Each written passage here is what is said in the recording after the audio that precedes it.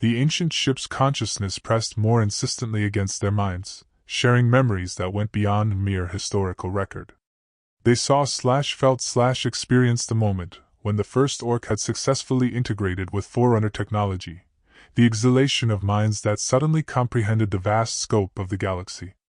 They witnessed the golden age of exploration, when Orc ships had pushed into the unknown regions beyond the galactic rim. Most powerfully, they experienced the grief of the ship itself as it watched the great horde tear itself apart. The vessel had been present at the Battle of the Crimson Nebula, serving as flagship for War Chief Gorak the Destroyer. It had felt his anguish as brother fought brother, his desperate attempts to hold the clans together despite their growing philosophical differences. The children of the Forge and the children of the Wild. The ship's voice echoed through their minds, both carrying sparks of the true fire. Why do you wound each other when the galaxy holds so many greater challenges? Through the neural link, images of distant threats flickered across their consciousness. The ship's long-range sensors had detected signs of activity in the void between galaxy structures of impossible size, energy signatures that suggested technologies beyond even Forerunner capabilities. Whatever was out there in the dark had been growing stronger while the Orcs turned their weapons on each other. Mokhtar felt his certainty wavering as these visions washed over him. His entire life had been built around the conflict between Iron Maw and Steel Claw, the assumption that only one approach to Orc development could be correct. But the ship's memory suggested a different possibility, that both clans had been exploring different aspects of the same fundamental truth. The integration systems, he said slowly, his weapon lowering slightly. They're not purely mechanical or purely biological. They're both. Zara nodded, her own insights flowing through the ship's neural network. The Forerunners achieved something we've been trying to recreate for centuries: true synthesis between organic and artificial consciousness. Not replacement of one with the other, but genuine merger. Biosage Cortex gasped as the full implications hit him. That's why neither clan has been able to fully duplicate Forerunner technology. We've been approaching it from opposite extremes instead of seeking the balance point between them. The revelation should have been profound enough to end their confrontation, but centuries of hatred couldn't be overcome by a single moment of understanding. Even as they processed these new insights, both teams remained wary, weapons ready for the violence that seemed inevitable. It was heavy weapons specialist Grok who broke the impasse, his usually aggressive demeanor replaced by something approaching wonder. My grandfather fought at Crimson Nebula, he said, his voice uncharacteristically quiet. Iron Maw's 2nd Infantry, under General Thax the Unyielding. He never talked about the battle, but sometimes I caught him staring at the stars with the saddest expression I've ever seen on an Orc's face. The personal admission hung in the air like a bridge across the ideological chasm that separated the two teams. War stories were sacred to Orc culture, tales that carried the essence of their warrior heritage. For Grok to share such an intimate memory with Steelclaw fighters was almost unprecedented. Captain Zara felt something shift in her own perspective as she realized that her enemies had their own stories of loss and regret. My great-aunt served on the Wind Dancer at Crimson Nebula, she said. Steelclaw 3rd Fleet. She used to tell me that the real tragedy wasn't the Orc lives lost, but the dreams that died with them. Dreams of what we might have accomplished if we'd stayed united. Sergeant Mokhtar found himself thinking of all the warriors he'd lost over the years, good Orcs who had died fighting other good Orcs in a conflict that seemed to have no end. The ship's memories showed him what those warriors might have accomplished if their efforts had been directed toward exploration and discovery instead of mutual destruction. There has to be a way forward, he said, the words feeling strange in his mouth. Some path that doesn't require one side to completely surrender their beliefs. The ship's consciousness stirred with something that might have been hope. Through its neural networks, it projected a new set of images, not memories this time, but possibilities. Visions of Orc ships designed using both Iron Maw and Steelclaw principles, weapons that combined mechanical precision with organic adaptability, armor that enhanced the wearer without overwhelming their essential nature. The integration systems, Tech Corporal Vex said suddenly, her multiple implants analyzing the ship's technical specifications. They're modular. The neural interface can be configured for different types of consciousness: mechanical, biological, or hybrid.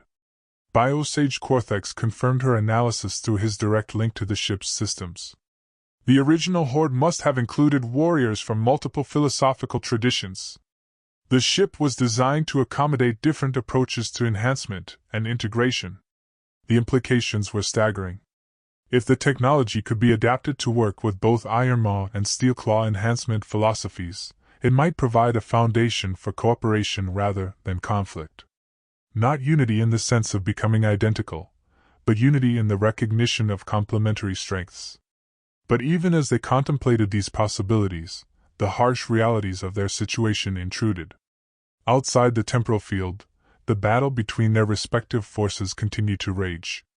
Communications with their commanders had been sporadic at best, and both sides would be expecting their teams to secure the ancient ship's technology for their own use. Our orders were clear, Mokhtar said reluctantly. Recover any useful technology and deny it to the enemy. And mine were identical, Zara replied. Neither of our clans will accept a shared discovery. Too much blood has been spilled for that kind of compromise. The ship's consciousness recoiled from their words, its hope curdling into familiar despair. For a brief moment, it had dared to believe that its children might find their way back to unity. Now it seemed that history was doomed to repeat itself, that even this miracle of rediscovery would be turned into another weapon in their eternal war. Then we make the choice ourselves, said Infiltrator SEK suddenly. The Iron Maw stealth specialist had been silent throughout the exchange, his thoughts hidden behind cybernetic firewalls. Now he stepped forward, his cloaking systems deactivating to reveal his scarred features. What do you mean? Zara asked warily. SEK's organic eye met hers across the chamber, while his cybernetic replacement processed tactical possibilities. We're the ones here. We're the ones who've seen what this ship really represents. Maybe it's time to stop following orders and start making decisions based on what we've learned. The suggestion was radical beyond measure. Orc society was built on rigid hierarchies and absolute loyalty to clan leadership. To act independently, to make decisions that contradicted direct orders, was tantamount to treason. But the ship's memories had shown them visions of a different kind of Orc society, one where individual initiative and collective wisdom had built an empire that spanned the stars. You're talking about desertion, Mokhtar said, but his tone was thoughtful rather than condemning. I'm talking about evolution, SEK replied. The clans are locked in patterns that haven't changed for centuries. Maybe it takes those of us at the sharp end of the war to break those patterns. Biosage Cortex's neural clusters flared as he processed the ethical implications. The ship wants us to choose cooperation.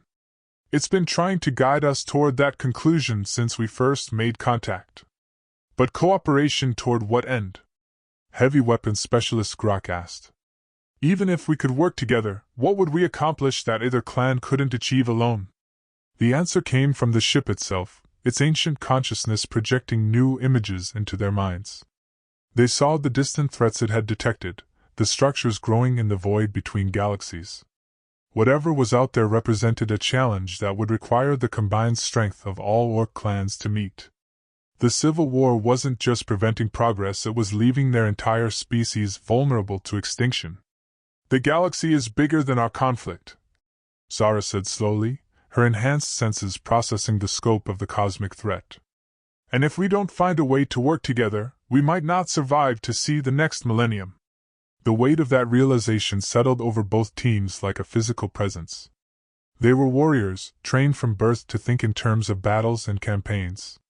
But the ship's revelations forced them to consider conflicts on a scale that dwarfed their clan war, threats that required unity rather than division.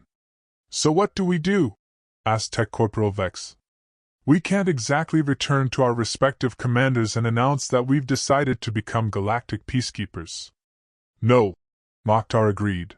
But we can start small. Share information, coordinate efforts. Find ways to work together without explicitly violating our oaths to our clans. A shadow organization, SEK suggested, his infiltrator's mind already working out the logistics. Warriors from both sides who understand the bigger picture. We serve our clans openly, but we also serve the greater good in secret. The idea was both appealing and terrifying. It offered a path forward that didn't require abandoning their identities or betraying their comrades, but it also meant living a double life, serving two masters whose interests might not always align. The ship could serve as our base, Biosage Cortex offered. Its temporal displacement means it exists partially outside normal space-time. We could establish a hidden facility here, accessible to both sides but known only to those who share our vision. As they discussed the possibilities, the ancient ship's consciousness stirred with something approaching joy. For the first time in centuries, its children were talking about working together rather than against each other. The vision might be limited, involving only a small group of warriors, but it represented hope for a larger reconciliation.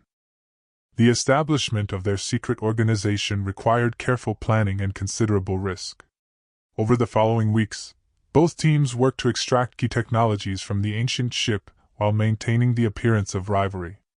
To outside observers, they seemed to be engaged in a complex series of raids and counter-raids, each side trying to claim the most valuable artifacts for themselves. In reality, they were building something unprecedented, a hidden archive of recovered knowledge that neither clan could claim exclusively. The ship's integration systems were carefully documented and copied, with complete technical specifications shared between Iron Maw and Steelclaw researchers. Advanced weapon designs, defensive technologies, and most importantly, the principles behind true organic mechanical synthesis were all recorded and preserved. The ancient ship itself became their secret headquarters, its temporal displacement providing perfect concealment from both clan intelligence services. Using techniques recovered from the vessel's memory banks, they learned to manipulate the temporal field's boundaries, creating stable access points that could be reached from either territory. Sergeant Mokhtar found himself living a strange double life. During the day, he led Iron Maw assault teams against Steelclaw positions, following orders and maintaining his reputation as a loyal clan warrior. But during the brief truces that occasionally interrupted the fighting, he would slip away to the hidden ship, where he worked alongside former enemies to catalog alien technologies and plan for threats that existed beyond their current war. The psychological strain was considerable. Everything he had been taught since childhood told him that the Steelclaw were his enemies, that their philosophy represented a fundamental corruption of Orc values. But his experiences aboard the ancient ship had shown him warriors who shared his dedication to honor and combat excellence, even if they expressed those values differently. Captain Zara faced similar challenges. Her position as a senior Steelclaw officer made her movements subject to scrutiny, and she had to be careful not to display knowledge that she couldn't have acquired through normal intelligence channels.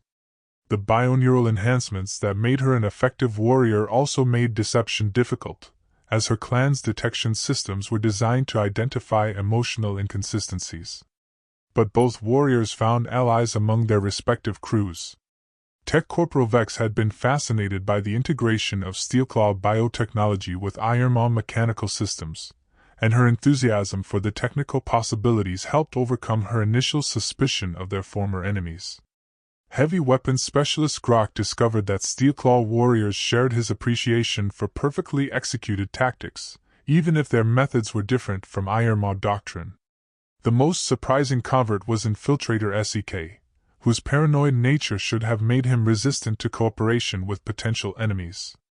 Instead, he became one of the most dedicated members of their secret organization, using his stealth capabilities to facilitate communication between the two sides and gather intelligence on the external threats the ship had revealed.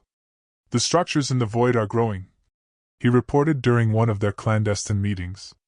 "Long-range sensor data shows expansion rates that shouldn't be possible with any known technology.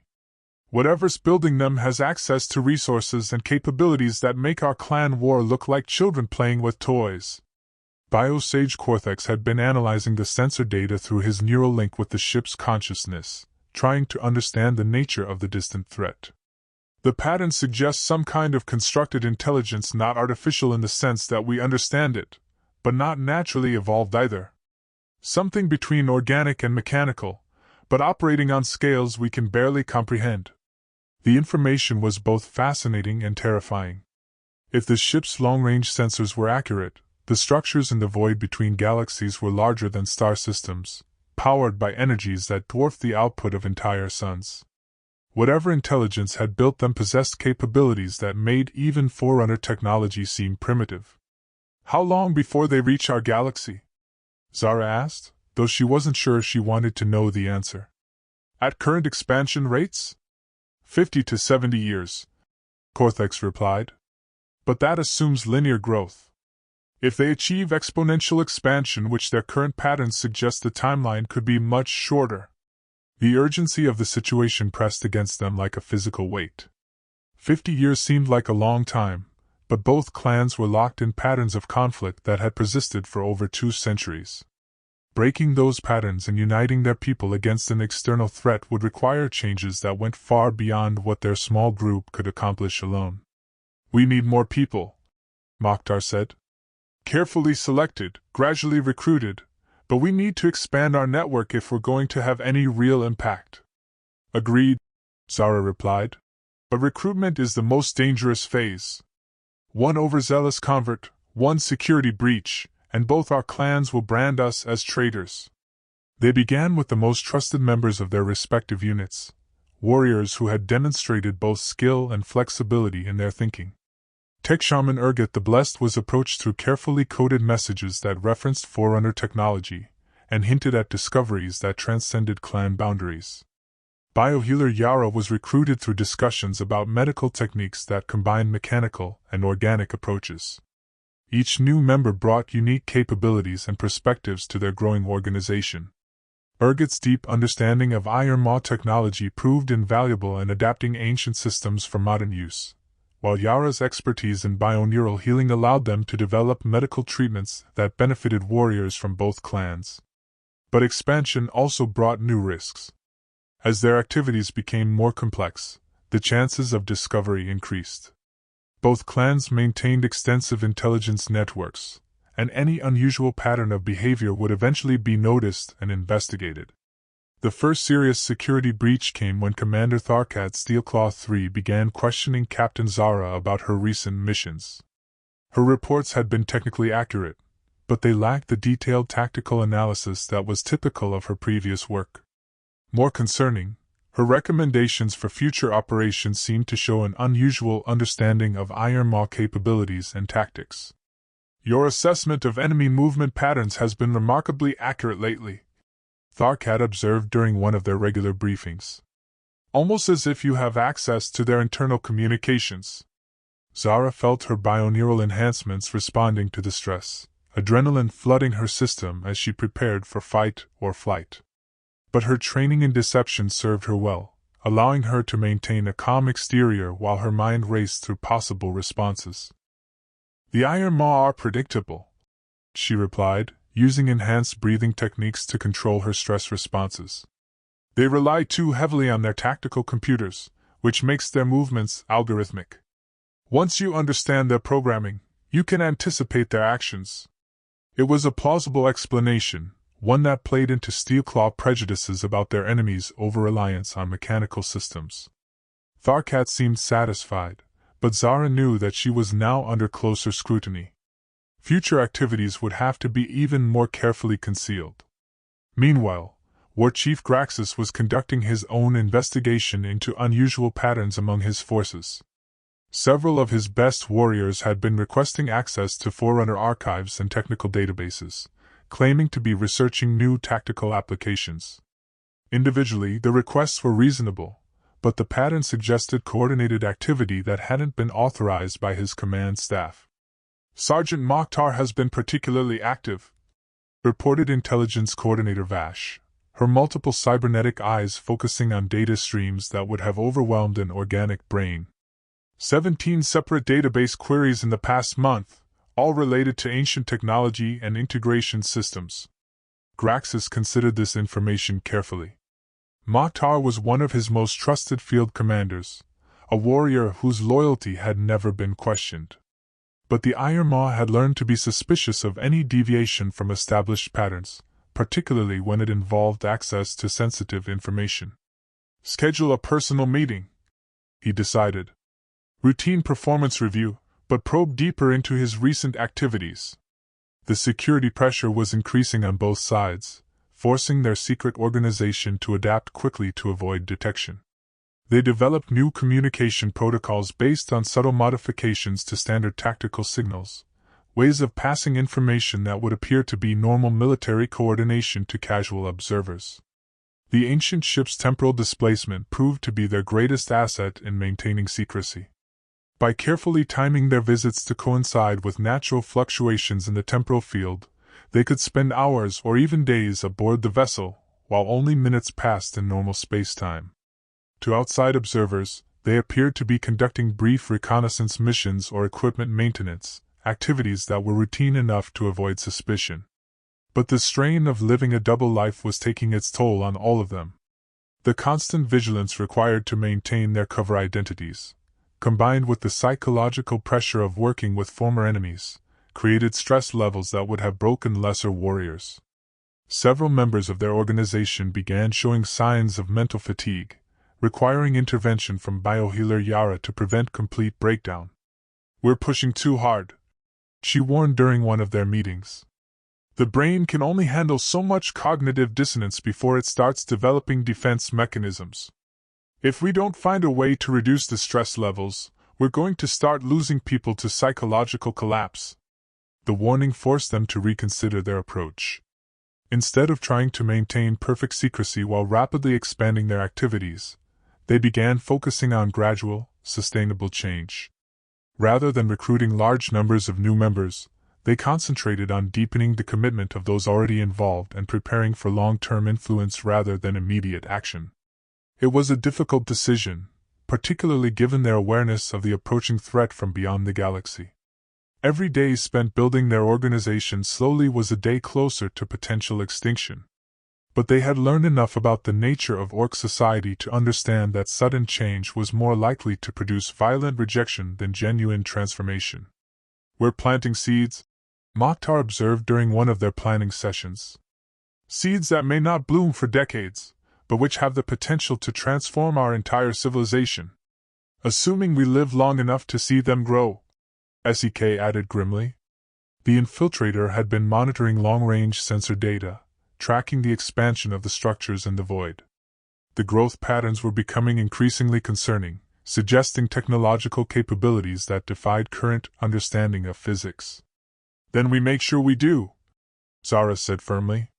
"Whatever it takes, however long it takes, we find a way to unite our people before it's too late." 3 years passed before their secret organization achieved its first major success. It came not through dramatic revelation or sudden conversion, but through the gradual accumulation of small changes and careful influence.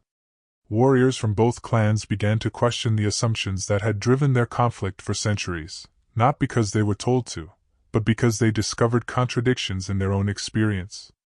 The breakthrough came during a joint archaeological expedition to recover Forerunner artifacts from a newly discovered ruin. Both clans had legitimate claims to the site, leading to the usual armed standoff and territorial negotiations. But several members of the secret organization were present in leadership positions on both sides, and they found ways to encourage cooperation rather than conflict. "The ruins are too extensive for either of us to explore alone," Captain Zara argued during the negotiations. "And the defensive systems are too sophisticated for a purely mechanical or purely biological approach. We need both philosophies working together to succeed." It was a radical proposal, the first time in over a century that formal cooperation between the clans had been seriously considered. The negotiations took weeks, with hardliners on both sides arguing against any form of partnership. But the potential value of the site was too great to ignore, and eventually a limited joint expedition was authorized. The mission was a complete success. Ironmaw mechanical expertise proved essential for overcoming the ruins' technological barriers, while Steelclaw bioneural capabilities were needed to interface with the site's living computer systems. The artifacts they recovered included new forms of armor that combined both enhancement philosophies, weapons that adapted to their users' individual fighting styles, and most importantly, intact records of Forerunner contact protocols. They weren't alone. Biosage Cortex reported as he analyzed the ancient data through his neural link. The Forerunners had encountered other intelligences, other civilizations that spanned multiple galaxies. And they left instructions for making contact with the survivors. The implications were staggering. If other galactic civilizations still existed, if the Forerunners had established protocols for intergalactic communication, then the Orc clans might not have to face the approaching threat alone. But accessing those protocols would require technologies that neither clan possessed individually. They would need the combined resources and knowledge of both sides working in perfect coordination. War Chief Graxus and Commander Tharkad found themselves in the unprecedented position of seriously considering an alliance. The joint expedition had demonstrated that cooperation was not only possible but profitable, while the discovery of the communication protocols suggested benefits that went far beyond simple resource sharing. The old ways of thinking are no longer sufficient, Graxus admitted during a private meeting with his senior staff. The galaxy is larger and more dangerous than our ancestors imagined. Perhaps it's time to consider whether our division makes us stronger or weaker. Similar discussions were taking place throughout both clan hierarchies, as warriors who had participated in the joint expedition shared their experiences with their comrades.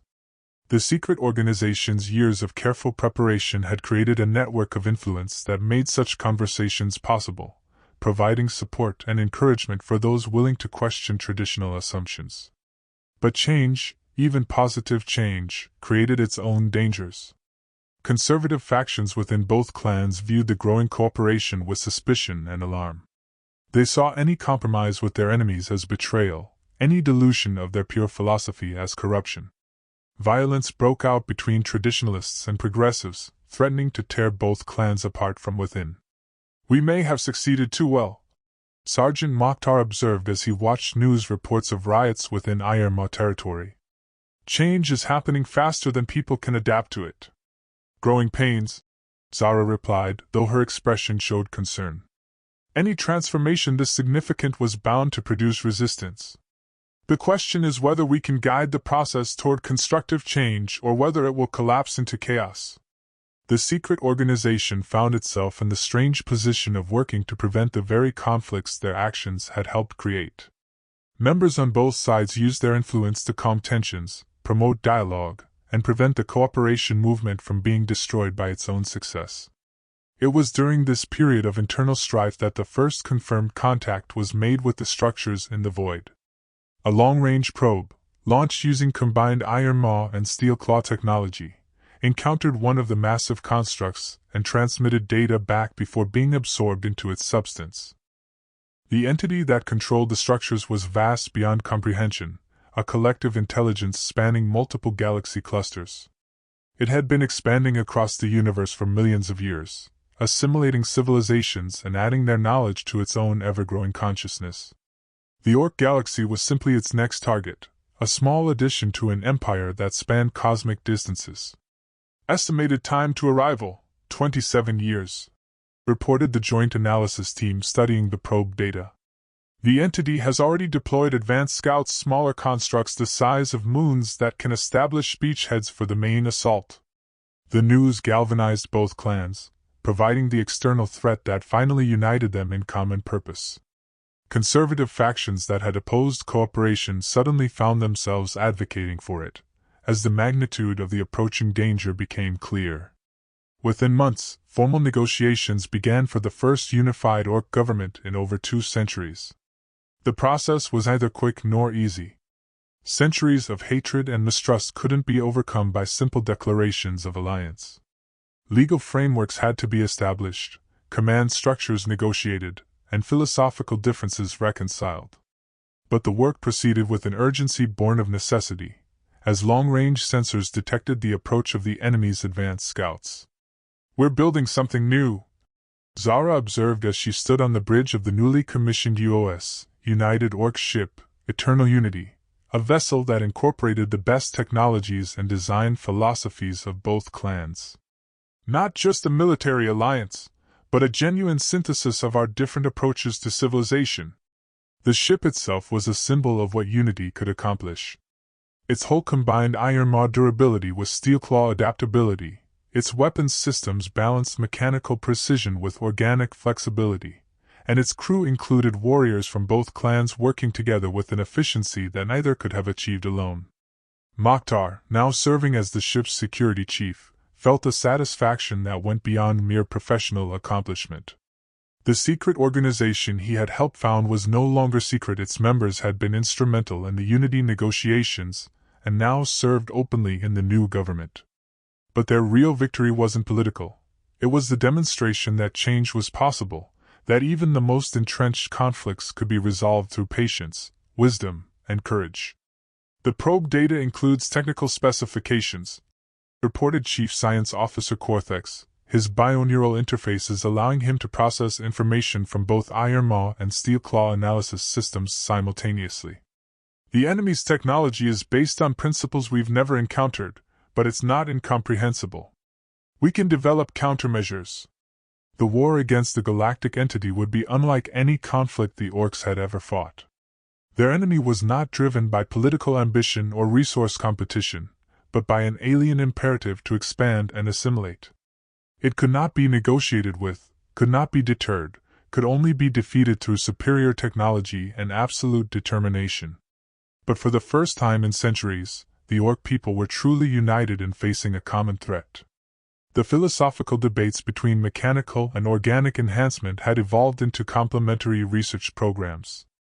The clan rivalry that had consumed so much energy was now channeled into friendly competition to see who could contribute more to the common defense. As the Eternal Unity and her sister ships prepared to deploy against the enemy's advanced scouts, the crew felt the weight of history on their shoulders. They were not just defending their own worlds, but proving that unity was stronger than division, that cooperation could achieve what conflict never could. All hands, this is Captain Zara speaking. The ship's intercom crackled with her voice. Today we begin a new chapter in Orc history.